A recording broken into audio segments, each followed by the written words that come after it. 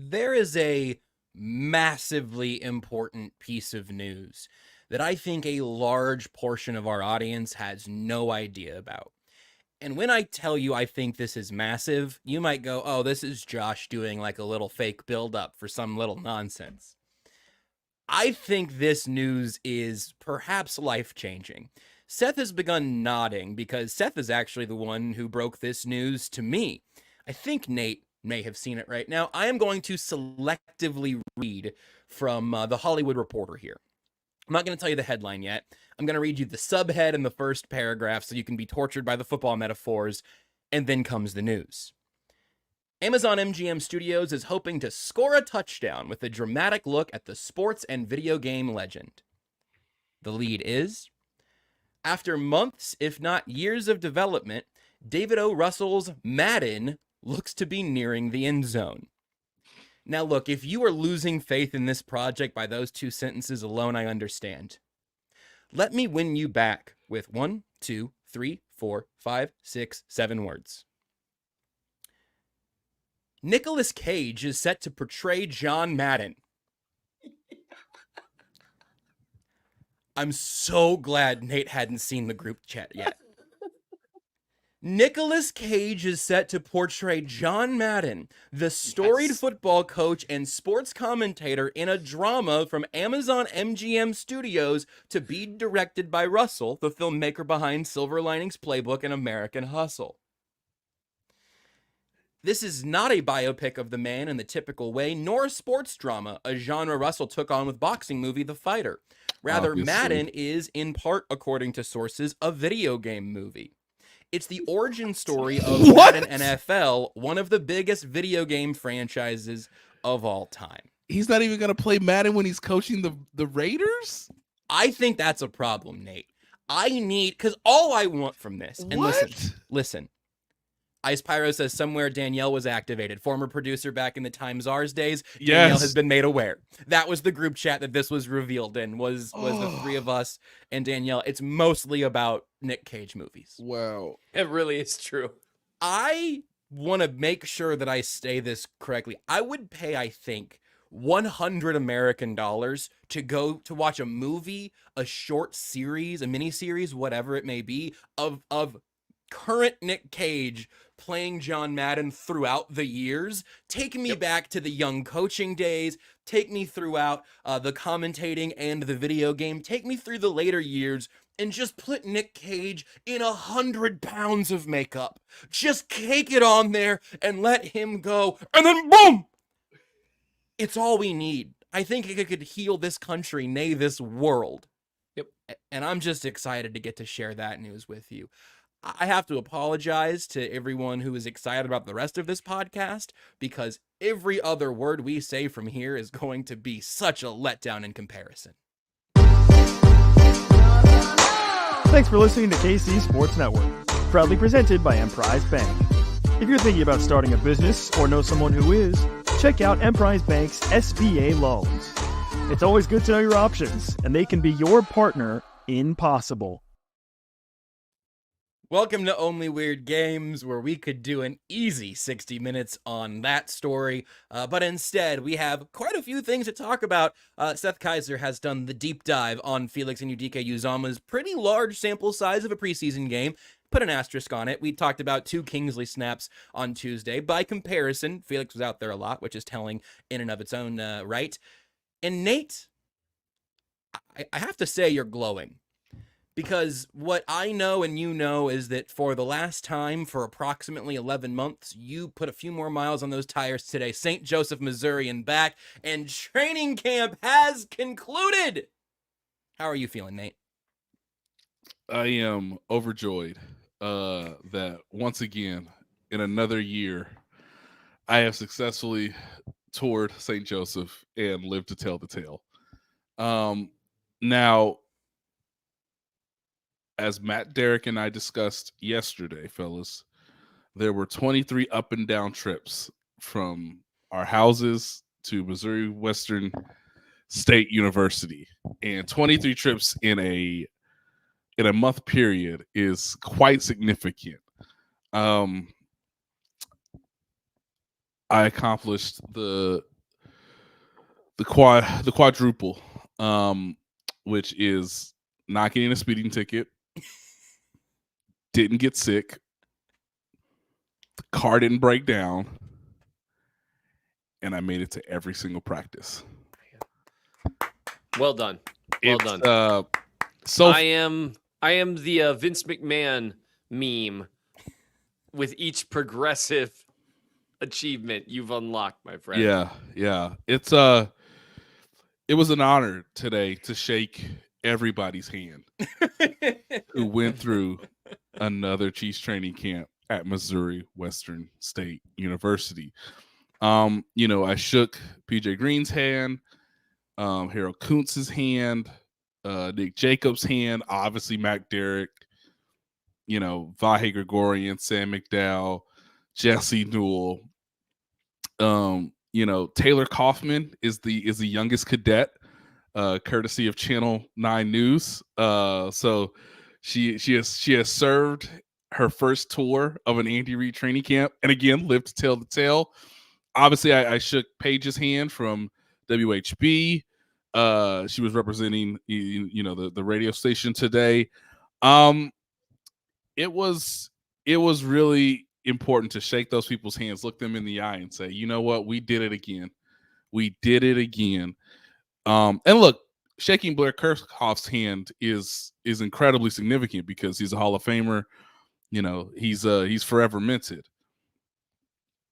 I'm sure you know where I'm headed next, Josh. I sure do. There's one name you haven't mentioned yet. It's one name I haven't mentioned, and I didn't come this year, Nate. There's two names you haven't mentioned. Two names I haven't mentioned. Oh, sorry. Yeah, I'm talking of the people who have grinded, who have sweated their what's off in St. Joseph, Missouri, who've been to El Lazzarone and back, if you get the reference. Mm-hmm. Ladies and gentlemen, I shook Adam Teicher's hand, and that concluded the last training camp practice this man will ever have the honor, the privilege, dare I say, the grace, solemn duty. It's funny how I was gonna go. The burden. He's graceful, and you went the solemn duty. I mean, it's just what it is. You got to get there every day. Every day. And I shook Adam Teicher's hand, and this is it. The farewell tour has literally begun, kids, because we left St. Joseph, Missouri, and we're back in Kansas City for Adam Teicher's last year on the Kansas City Chiefs beat, obviously of ESPN, of former Kansas City star lore. And I gotta admit,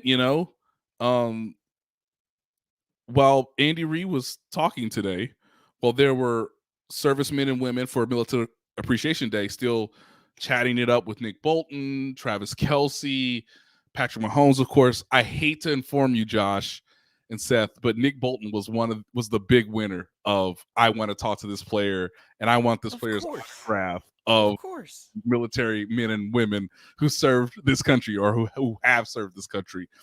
And of course,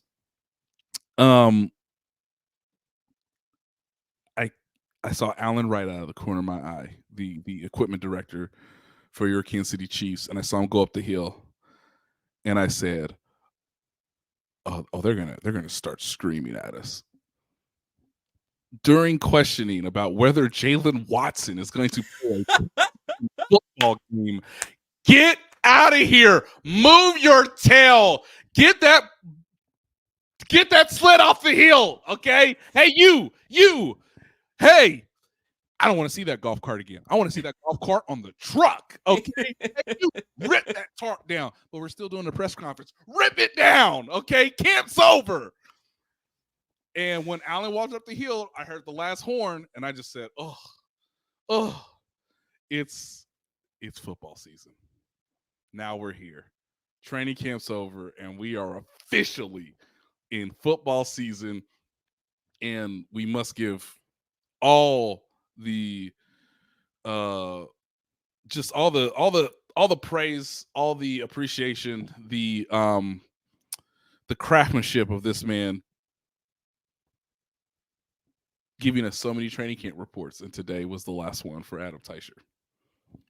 I know we've mentioned this at times here and there, and since I've gotten to know Adam over the last handful of years in my first few training camp trips, and then having him as a regular guest on the radio and all of that, I try to take every opportunity to tell people how much Adam Teicher rules, and by the time that he's been in the business, and the fact that, you know, to my knowledge, I don't think he ever decided to start live streaming a podcast that maybe showed his personality more so than his written reports every day.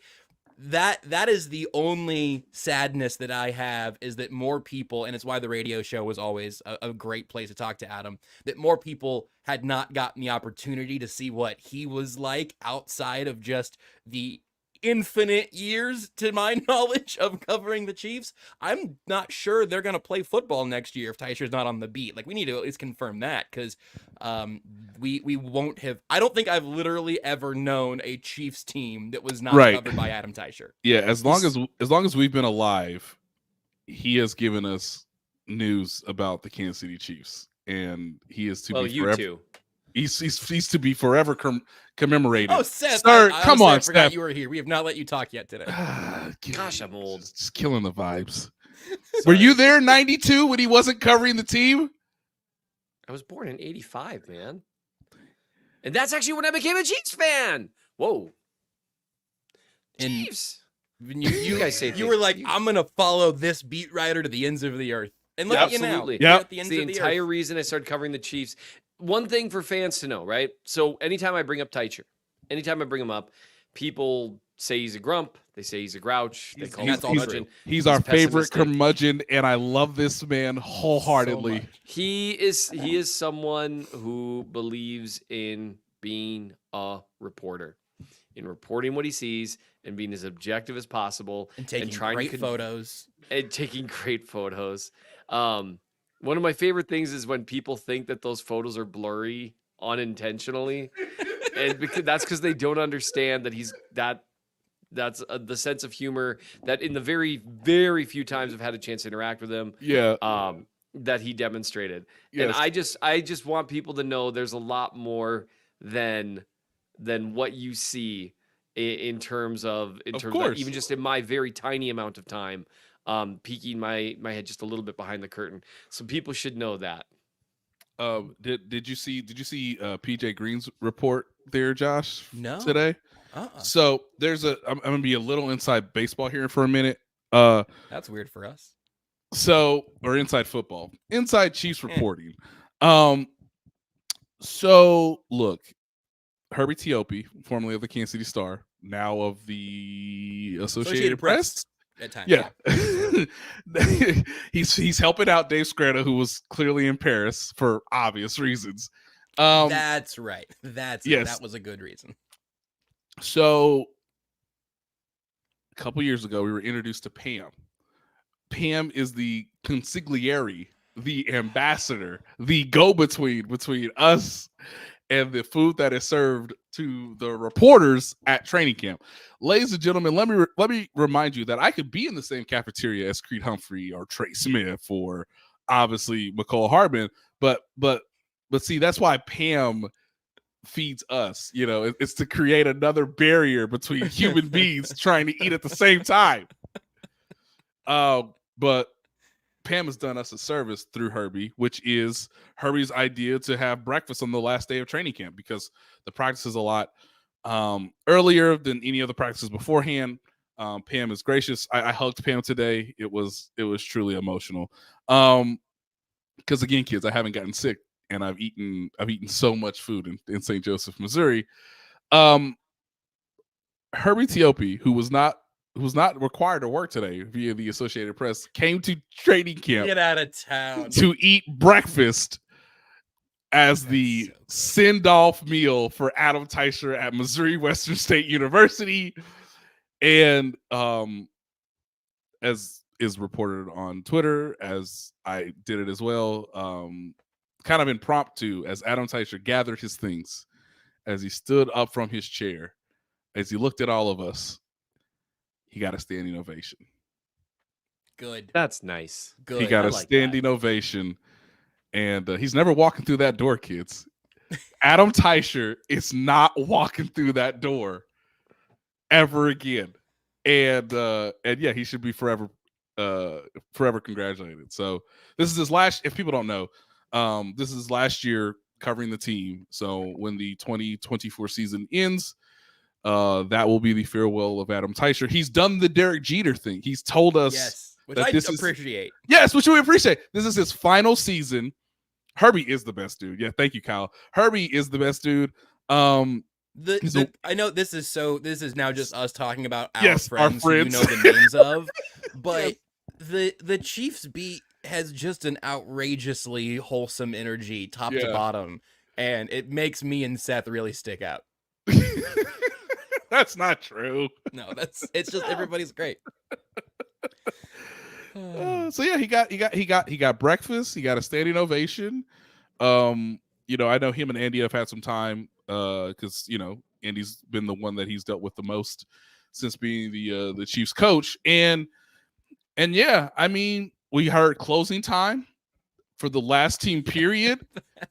Could have done like the graduation song by Vitamin C or something. But there's nothing better. There's nothing better than that came out the year I graduated. You would not believe how many times I've heard that song. And the cried. graduation song and or closing cried.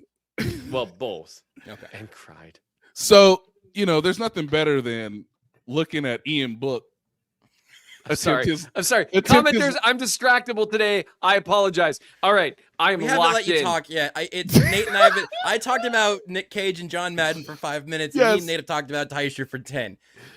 Nate, put a button on it and we'll let Seth talk so he doesn't get any more distracted. No one's asking for this, but that's why you're here.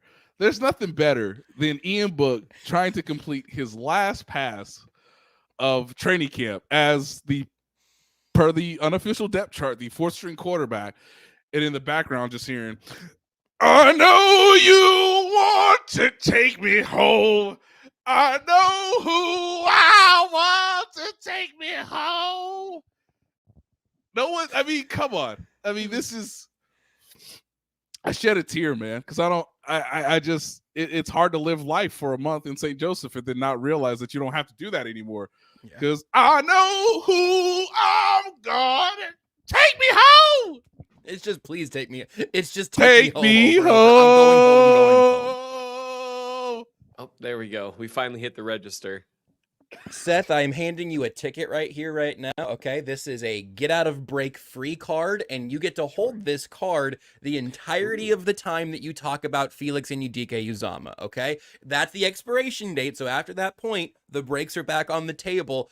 But I think you've earned it, and you have written about a player we've talked about a lot here as the preseason has begun. Sure. I will restate my anecdotal experience that I think made you smirk and then nod knowingly on Tuesday. But I noticed a couple of nice plays from Felix early in the game, or I think one nice play and then at least like, hey, Felix, there's something going on there. And then I was really, really surprised to see that he had the second most offensive snaps out of anybody on the team, because I didn't really see those bursts again. You've reviewed the tape, you've written about it in the Chief of the North newsletter, mnchiefsfan.substack.com, or if you're not subscribed, bit.ly/SethReallyHatesMoney, and you can subscribe at that link for $12 a year forever. What did you see when you turned on the film? So as people know, I chart every snap. I take a look at, wins, losses, neutral plays against the pass and the run. The raw numbers aren't as important in a preseason game because sometimes you're playing 2s, sometimes you're playing 3s. They're useful for one thing, and that's standing out against inferior competition, right? And so it's interesting. So Felix had 4 pressures and 1 hit, which in 30 snaps on the surface, that sounds good. I mean, I'd take that. It only came on 4 pass rush wins though. So one of them came, he just executed a stunt well. And I could count those as wins, but it's just more to me. It's just you just did the thing. The scheme got you open. There are times I will count a well-executed stunt as a win, but you got to do something a little bit above and beyond, right? Here's the thing with Felix. I'll tell you what. I'm going to go in the same way that I went with the article. Nate, do you want good news or bad news first? Hit me with the bad. Just hit me with it. Hit me over the head. The bad news is that Felix. I'll tell you what I wrote. He'll still have flashes because of that hand and upper body power and his other solid traits, but they'll remain flashes. So as of right now, Felix is a guy who can be useful on obvious pass rushing downs, but that usefulness is going to be touch and go and a little unpredictable. Whether he'll be an impact guy or a total non-factor on a play is going to be anyone's guess pre-snap, but the tools are there to be sure. That's what I wrote following week 1 last year. And it hit just as good the second time, Seth. Yeah. Seth wrote that you just heard Seth read. That was week 1 last season on correct. The questions that FAU needed to answer and the issues that were showing up on film.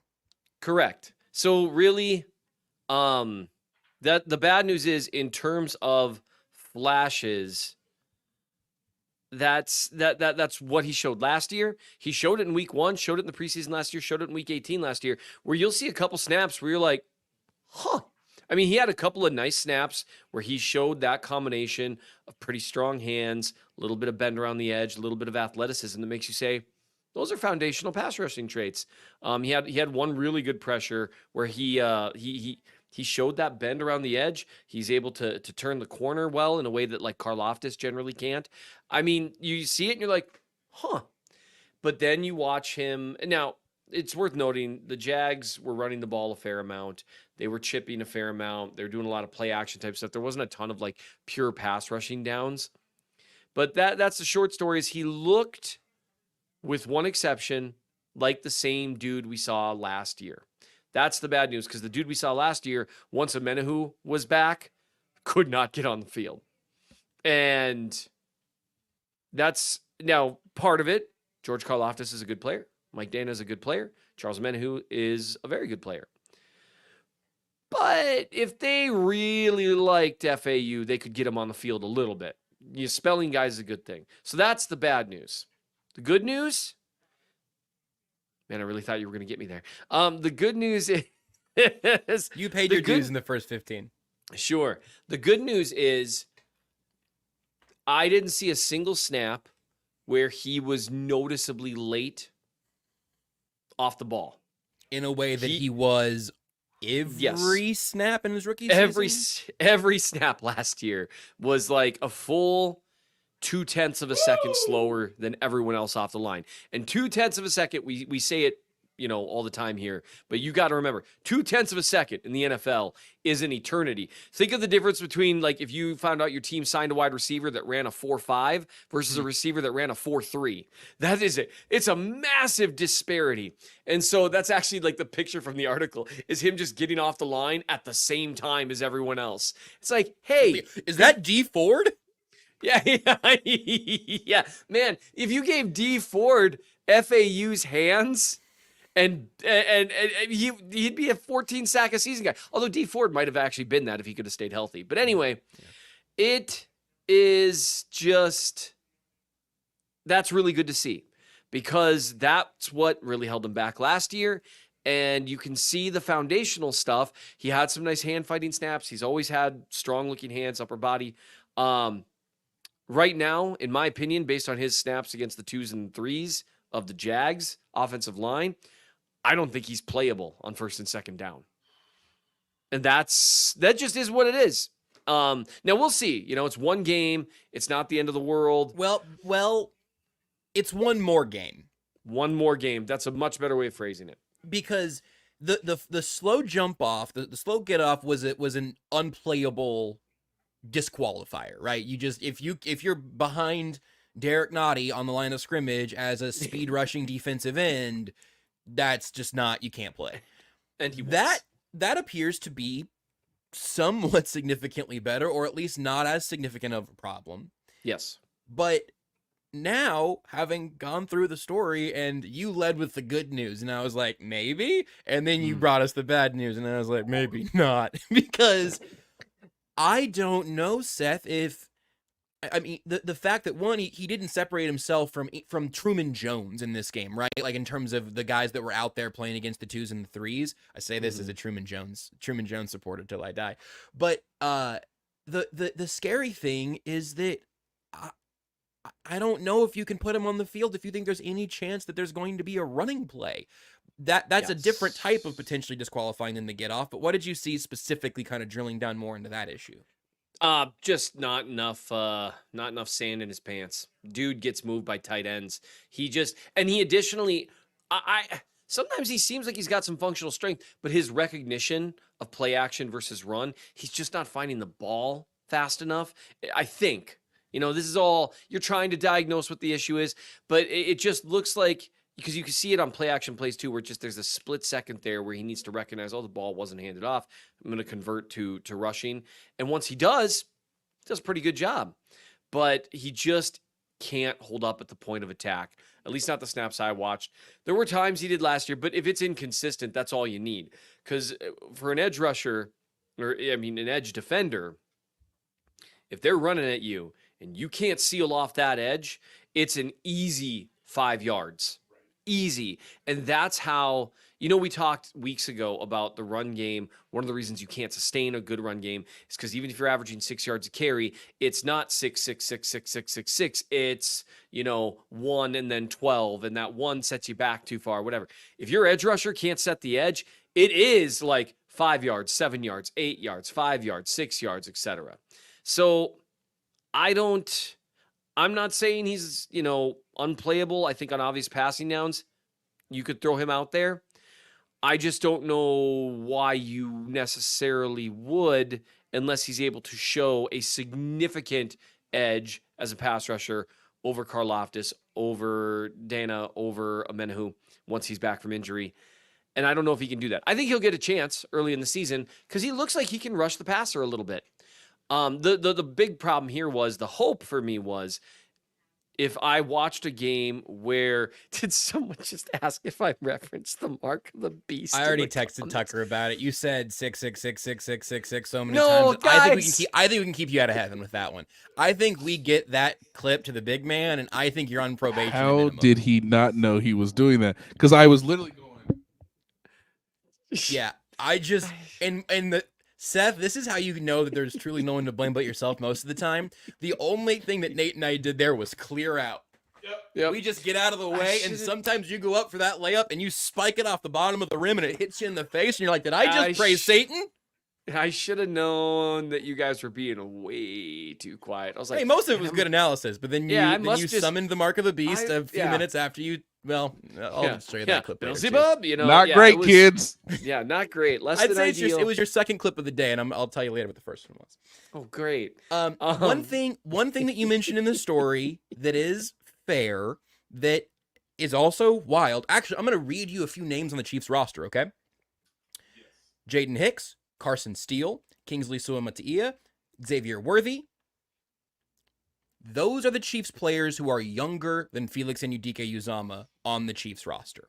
It's a big deal. He's 22. I don't have like the months and everything, but everybody I just read just now, all rookies, obviously, those are all 21-year-olds. Felix is 22, right there with he's a year younger than George Karlaftis, who also was going through this process very young.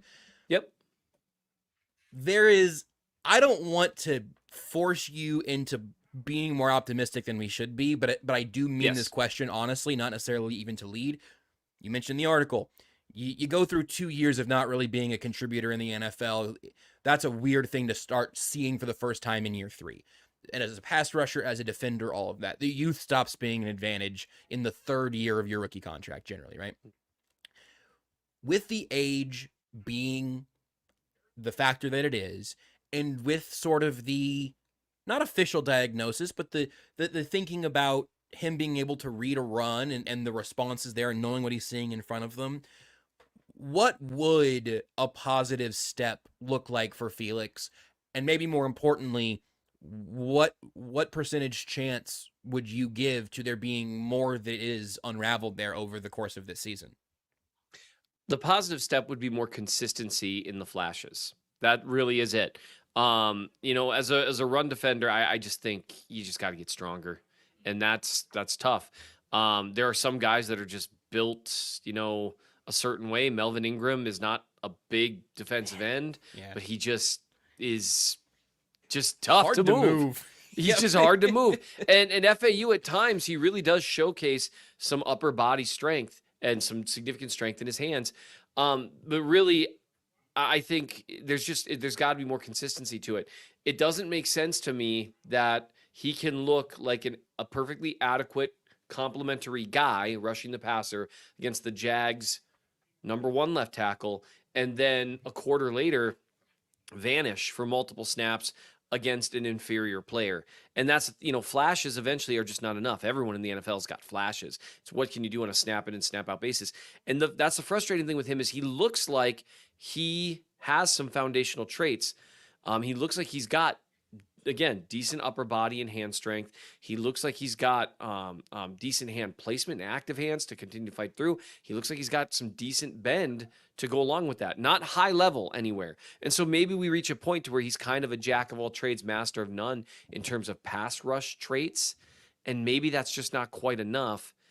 In terms of, at the NFL level, these guys are really, really, really good. With Karlaftis, he got better overall power and a absurd motor that people just can't match. Like, you can't just be like, go out there and play like George, because George is nuts. And that's where it just becomes a difficult thing. I'm just wondering if we look at these traits that should be foundational traits, but maybe he's 95% of the way there, It also doesn't help that George Karlaftis does not leave the field. Like, at all in a water polo, baby. In a regular season game. It doesn't help that the coaching staff can just do more with Mike Dana right now than they can with Felix.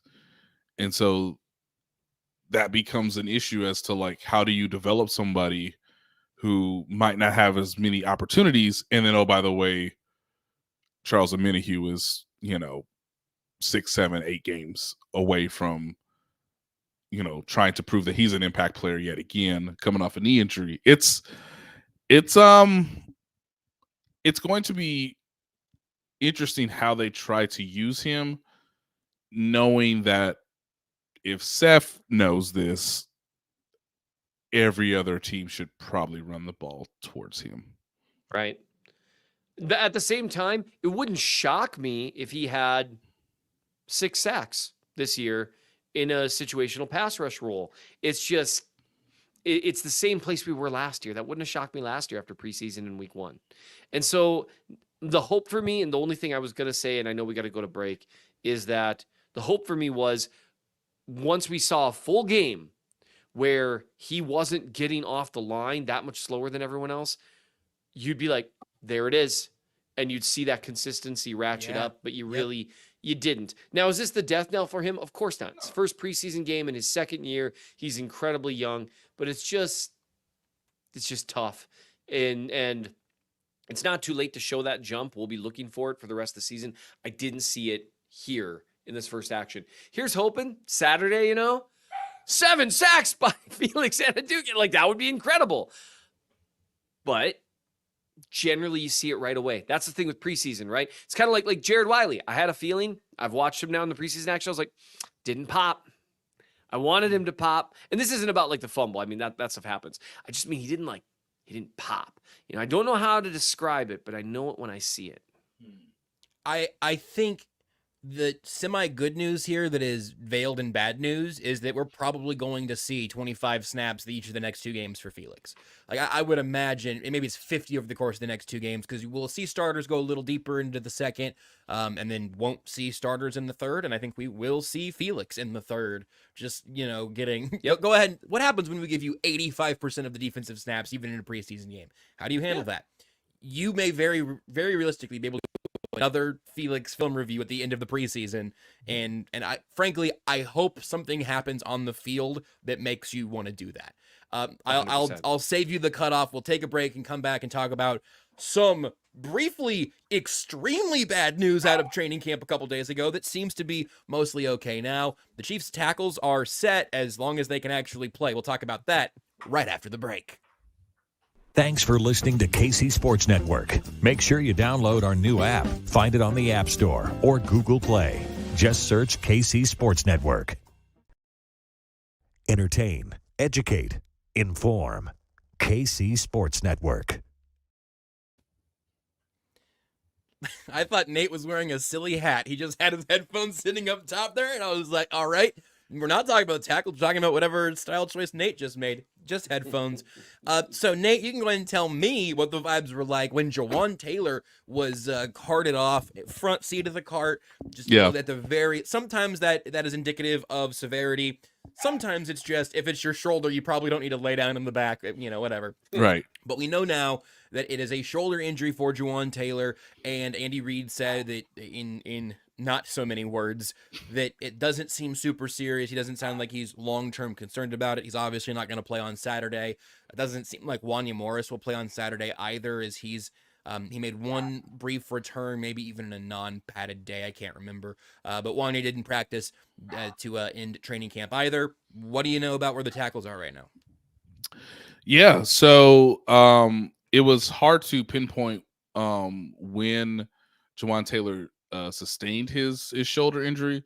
Me and Pete Sweeney were talking about it. We anticipate that it's probably his right shoulder as of right now. But again, Andy Reid did not declare whether it was left or right today.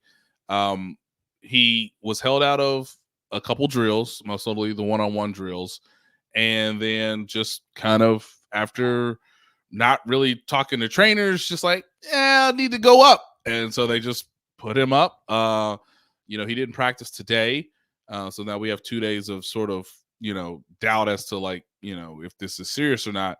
I think we'll get a real indication, on our next show on Tuesday, if he is available to practice on Monday or Tuesday coming off this last game against the Detroit Lions. And then, Wanya Morris, it's not a major issue. It's just Andy Reid said it was a bone bruise. So obviously there's some soreness around it. You don't want it to swell. So they're trying to just be precautious with him.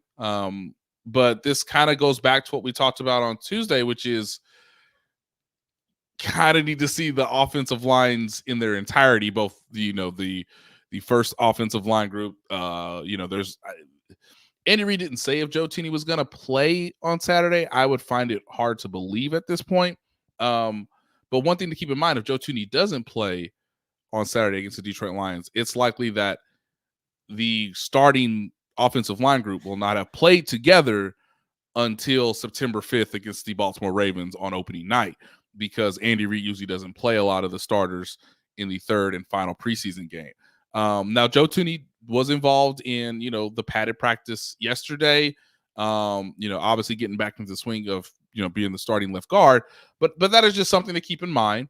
And then, of course, without having Wanya Morris as the left tackle for the number 2 unit, that will perhaps limit the effectiveness of Carson Wentz, who's trying to, get some stability within his own play within the offense. So I don't know if that means Lucas Niang will get left tackle snaps on Saturday, unlike against the Jaguars, or if he'll stay at right tackle.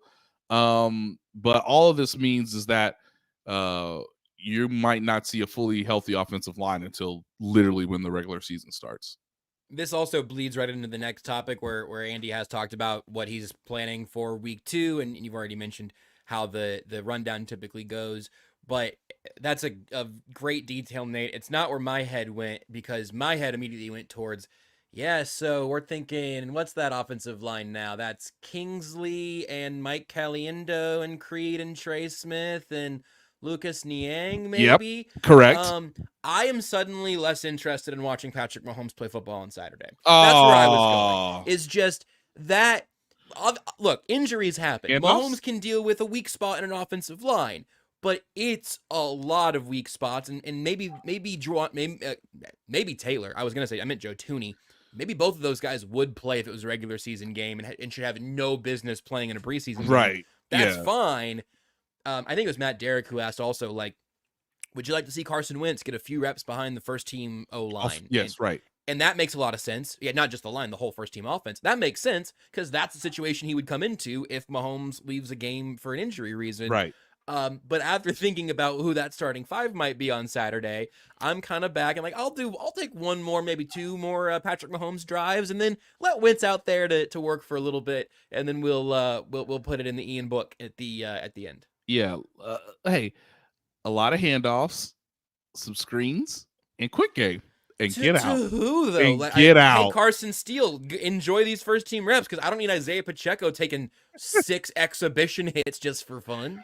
Right. And that's the predicament they're in too, because they only have so many running backs who are viable even in the preseason, right? They might only have one. Clyde Edwards-Helaire has not practiced this week due to illness, and we've discussed that earlier. Carson Steele is taking a majority of first team reps right now at running back. They can't even get to the part where they kind of want to, which is like, hey, we would like to see you in that fullback role, So I don't know how much of the plays will involve 2 tight end personnel or 2 backs in the backfield with Mahomes. But yeah, this preseason has not gone exactly the way Andy Reid would like it to. And it all starts at the offensive line because of Joe Thuney's long-term rehab after his pectoral injury. And even though it doesn't appear to be a major thing, there's no need in really playing Jawan Taylor coming off a minor, as we're told, shoulder injury when he obviously needs to get ready for the regular season as well. I would rather see Thuney play than Taylor, not for Thuney's sake. He's a robot. We'll put him in. He'll do robot stuff. Right. That's my assumption, at least. Like, it'd be weird, like if you went in and it was like, "Whoa, he's bad. Whoa, what happened?" Yeah. Well, it's like when Mitch Schwartz, tried to gut it out when his back was really starting to bother him in that last year, and you like watched him lose a pass pro rep, and you were like, "The crap just happened." Like it was weird to watch. Look, Taylor played next to Smith and with Creed all of last year. He's had the full off season. They played, really, most importantly, they played together all of last year. They did. They're fine. Creed and Trey have played together forever. Thuney's played with those 2 guys forever. It's for Kingsley's benefit. Thuney on his own, he's fine. He doesn't need the reps. I would love to see Kingsley have a game where he's playing next to Thuney to get, you just can't imitate that. You can't practice that. Yeah, you can't simulate it even simulate. There's the word. Yeah, even in like yesterday's practice, which was in full pads. There's only so much you can do because again, he's not even getting all those reps because they're trying to sort of ramp him up to being fully acclimated back in the offense. So if you had a game against an opponent, you would have those 2 would be forced to communicate in a way that you would hope would sort of ease their progress, against stunts, against, odd-looking fronts when they do play the Baltimore Ravens on September 5th. Right, and that's what I'd like to see, just the opportunity for him to play with Thuney a little bit. Now, again, of all the players, you trust Thuney he's had to break in young left tackles before. He's had to work with young centers before. He's had to work with young quarterbacks. He's seen it all. So, I'm sure he's doing the things that got to be done behind the scenes. That's one reason that you pay a guy like that, which is, it's so funny because I'm not Mr. Pay guards top end money. I do think in certain situations, paying one guard top end money, it's worked out really well for the Chiefs. It's a situation like this where maybe could. So I'd love to see him play with Taylor. It's just, if he wakes up Saturday and he feels fine, then sure, yeah, play. Let's talk about outside of the O-line then and what else we're looking for, because we do have a little bit to stand on from the first week, and I didn't necessarily get my Neil Farrell breakout game, and I don't think there's anything else from what we've heard from Andy to this point. Everything you guys just mentioned there. Andy Heck, some of the assistant coaches talked yesterday, and Heck mentioned exactly what you were talking about there, Seth, that Thuney is, of course, a huge benefit to Kingsley, and getting that communication aspect is a big deal. We just can't really test much of that if he's not out there, and even if he is in the preseason, it would be nice to get to go through those reps of just hearing the pickup call or whatever and being able to start that communication. But it seems far more likely that'll just start against the Baltimore Ravens at Arrowhead. And so, going back to Felix, somebody in the chat earlier was like, does the team that the Chiefs play week 1 run the ball at all? I can't remember. Is Felix going to be like, it's just that. Spags is going to let them run for 7 yards a pop, just so you know. Yeah. Spags is not going to do what he did in the playoffs in week 1. He's not.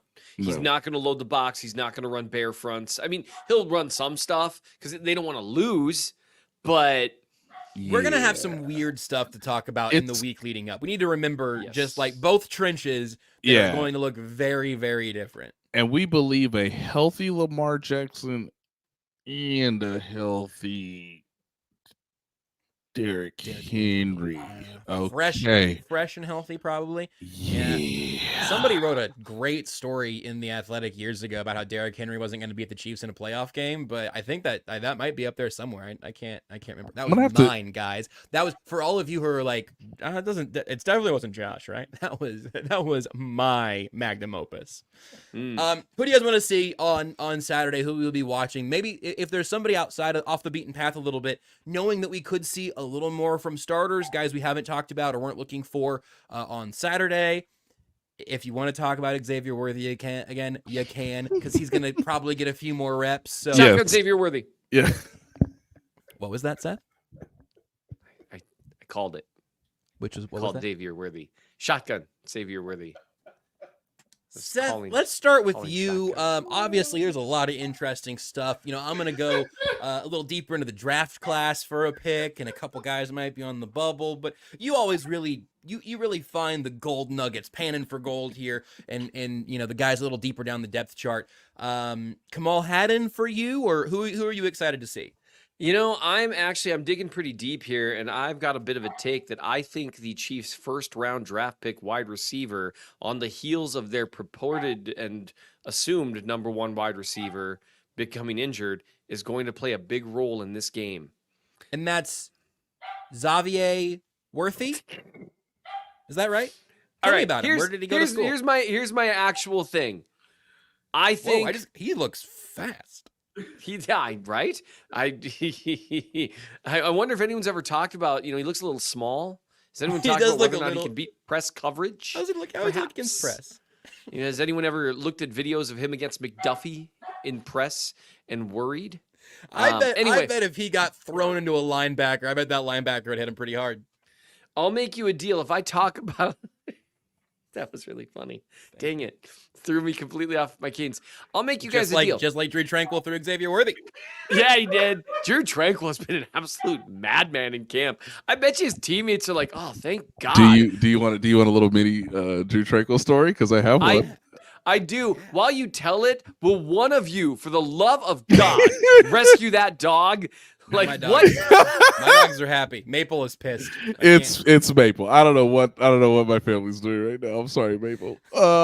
So can they not trim her toenails during the show or whatever? Like, I don't understand. So, I want to hear the Tranquil story, but I do have a worthy take that I think is a good one. I'll be the judge of that. Ladies and gentlemen, today of all days is Drew Tranquil's birthday. Now, it was made very clear to us reporters that Drew Tranquil left the practice field earlier than usual. It's his birthday, and it was discussed. Jackie got a babysitter, right? Jackie got a babysitter. She got a babysitter, right? Yeah, should be like, there he goes, guys. There you go. He's one of the first people up the hill. I think he's running. I hope Jackie's ready. Gosh. I saw some reports about actually, I thought it said White Bronco. It said White Chief, actually. It was going 120 down the highway back to Kansas City. And boy were his legs pumping as he was oh yeah down the highway. Drew I'm Tranquil, coming home. Drew Tranquil was the embodiment of veteran player ready to go home to his lovely wife in the confines of what Steph, within the confines of a loving marriage. with yes. a babysitter involved. Yes, With get a that babysitter babysitter. Man, that is Nate, important. you got to be more careful about how you say Although- things. These, Yeah. you got to Hang be on. more. You got to. Nope, you lost me. You got to figure out. Seth, you got to stop agreeing with Nate when he starts just What I talking all do? the time. What I do? Nothing. I mean, involved can mean a lot of things, and I think we can't should move on believe that quickly. I'm going to escape this show A unclipped. babysitter I think. is kind of required because it's his birthday. Let the two Man, lovebirds go out. Seth, I've never heard anyone talk about Xavier Worthy, and I would love to know what you think about this So mysterious Xavier player Worthy's- from So Texas. can I tell you So about Xavier- Steve? Can I tell you that Steve Spagnuolo got on a cart immediately with immediately? I tell you immediately with Trey Smith. Not even one of his guys. Just Trey Just, hey, Smith. I'll take you. Yep. On the Trey cart. Smith and Steve Spagnuolo got in the cart and they left right after Drew Tranquil. I said, "Where's Maria? Is Maria Maria's making the making meatballs? meatballs. Maria!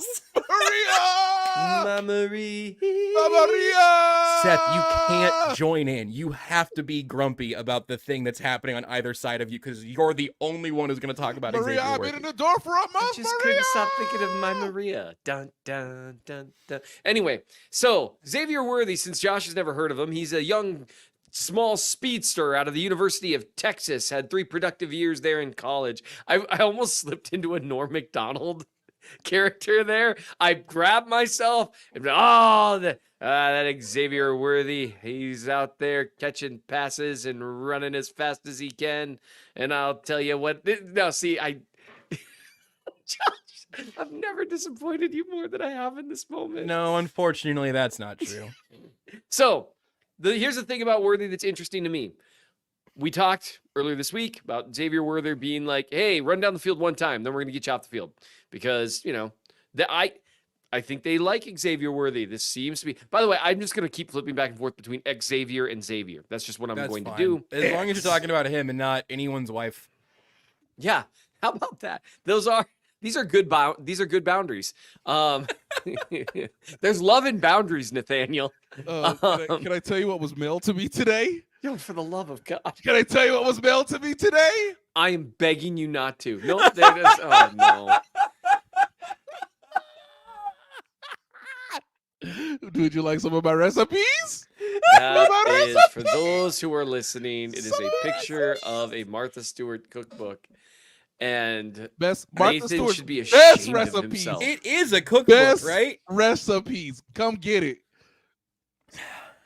That course I saved that recipe for the book can pod. come get it. There you go. Gosh. I'm telling you, going to video is the worst. There are a lot of mistake great we've ever recipes made. in it, but Nate only ordered it for the centerfold. Yep. I'm only reading it for the recipes. So, all right. So here's the thing with Worthy. The Chiefs gave him the starter treatment, similar to Kingsley Suamataia, right? Now Brown gets hurt, and the next couple days at practice, and Nate, you can tell me whether it kept being like this. The next day at practice, at least, it was like Mahomes was like, You ready to run some "See, routes, I'm cuz?" gonna, Worthy. Hey, did you eat a decent breakfast this morning? Because I'm about to throw you the ball 400 times today, buddy. Because get ready to learn wide receiver 1, buddy. Like you are our only chance, other than Rashee Rice making some developments here in terms of beating man coverage. But we've already got a role for Rashee, and he's really good at it. So guess what? We're gonna line up Justin Watson on the boundary, or Justin Ross, maybe.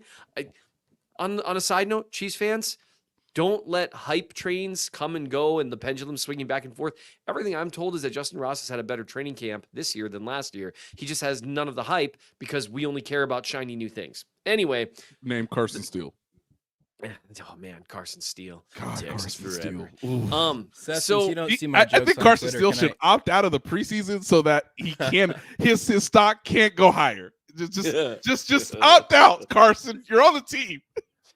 Seth, I know you don't see my tweets because you either muted me months ago and forgot, or because our algorithms are all bad. But you mentioned Justin Watson. I don't think that Justin Watson can be Hollywood Brown, but I do think he could be like Pasadena White.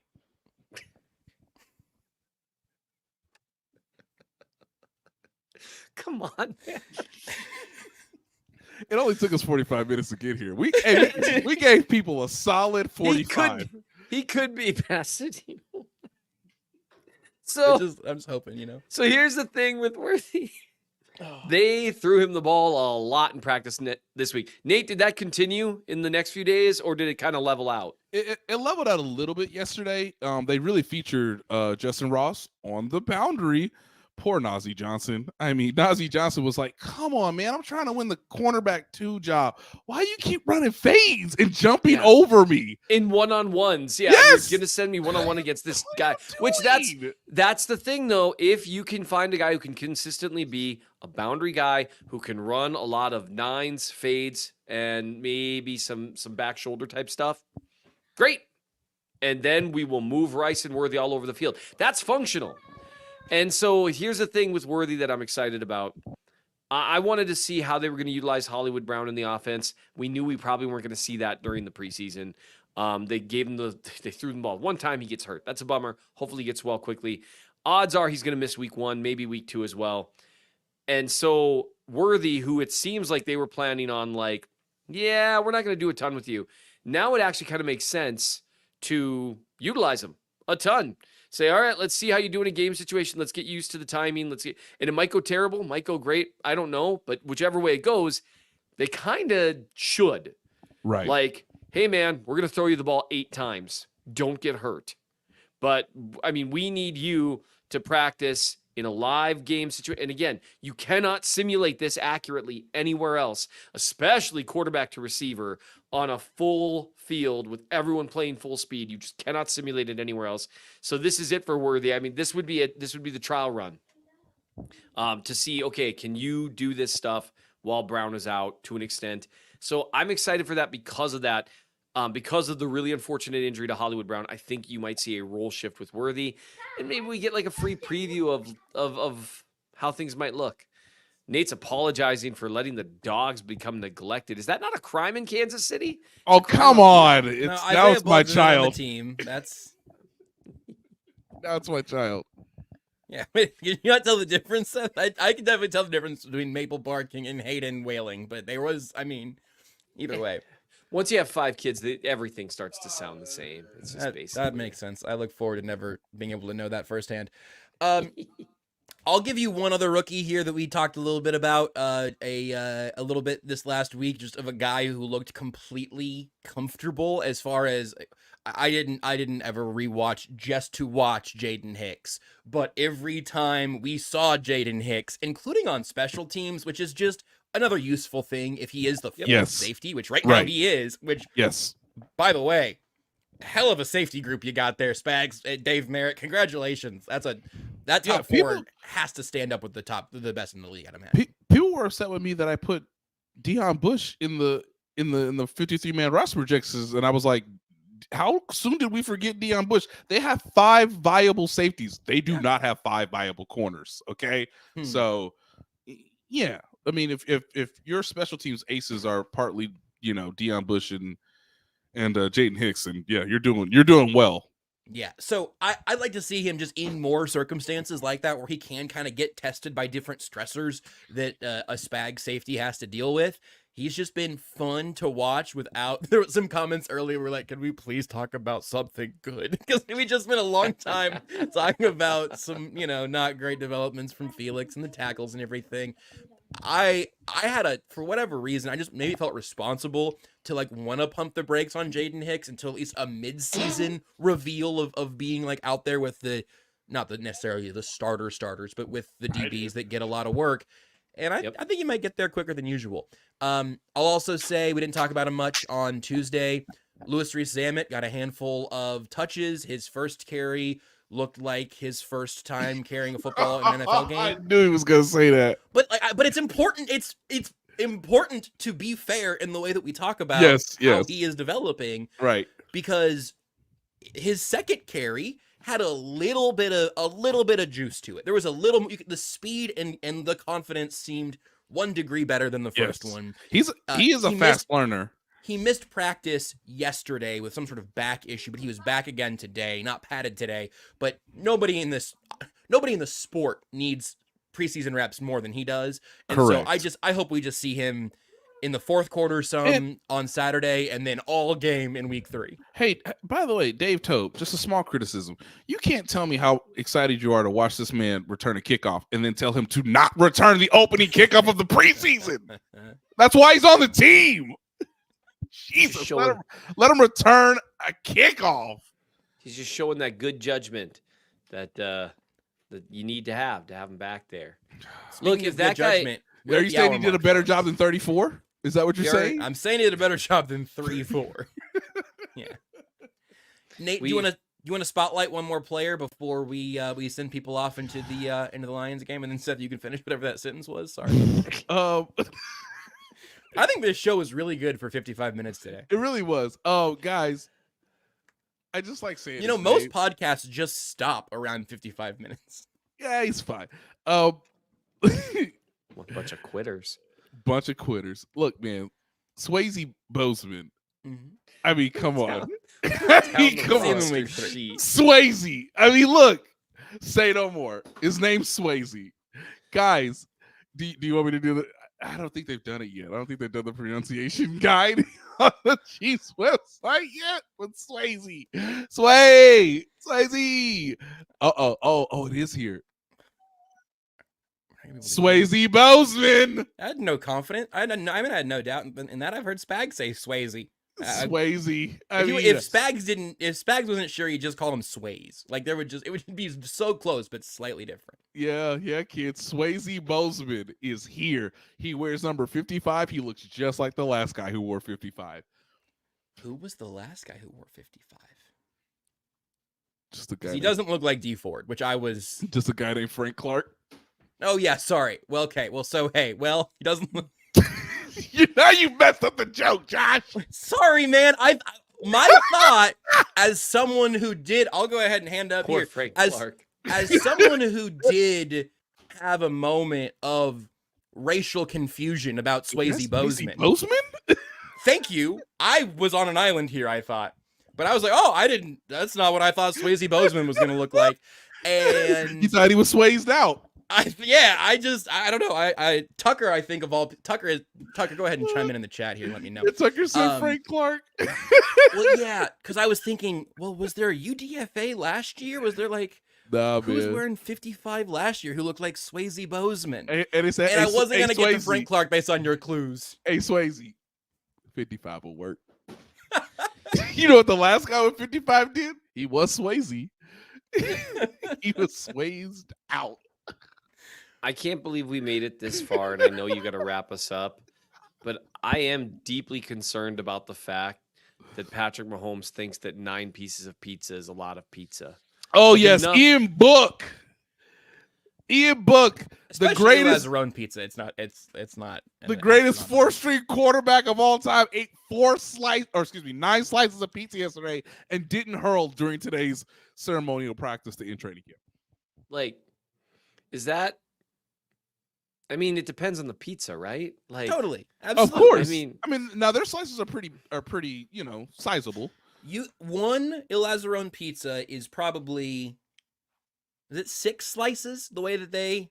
Yeah, I think it is. I think it's 6 slices is how they do it. Yeah. That might not. By the way, great spot. You should go. Unbelievable. It's the best. It might be the best pizza in America, which I say very specifically because they're importing their flour and stuff. They're crazy. Right from Italy. Oh. Yeah, I guess you have. Did we? Hold on, Nate. Did we go to Il Lazzarone with Seth? That was before I went to Italy, and I was too afraid to order the pizza. Yes, we did. There was also a 4th person, I believe, and I just think maybe I didn't order the pizza. Also, what I thought. He doesn't remember. He doesn't look. Do you all remember they have her? at Il Lazzarone is pizza. Seth, you can say it was before you went to Italy, so you didn't understand what that was gonna mean for your life yet. That's totally fair. He didn't understand. There is also one in North Kansas City, right? Right by the river market. The river market. We can go when you're in town. Yeah, that sounds great. I like pizza. Yeah. I just still. I mean. So you're saying Ian Book is a player to watch because he ate 9 slices of pizza? So he ate a pizza and a half. Right. Yeah, probably. Of El Lazzarone, yes. Of their metrics, yes. I mean, I'm ready to wrap this up whenever, but I need you guys to know that, I mean, if that's all it takes to make a roster spot, I think I could get 2 roster spots. Like, like Seth and Ian Book and Danny Shelton aren't making our practice squad, but they're making our pizza squad, which is Yes. nice. Oh, I mean, Danny it's Shelton. pretty- What it's a like time. it's like the easiest possible thing to do. You just literally keep eating. Yeah, Like, no, it doesn't am get with- I mean, easier I than get that. it. Instead of stopping eating, what you do which is hard. Keep eating, which is easy. For some of us, it is. I'm agreeing. Patrick Mahomes said today that the first time they went to El Lazzaro, I don't know if he was on his phone or if he was in the restroom or what, but apparently all the offensive linemen ate Ian Book's pizza. So that wasn't happening on his watch yesterday. Not on my watch. Relatable 9 moment. slices in my gutlet. By far, his most impressive performance of camp. So far. I feel like every pizza, what do they say? Every pizza is a personal pizza.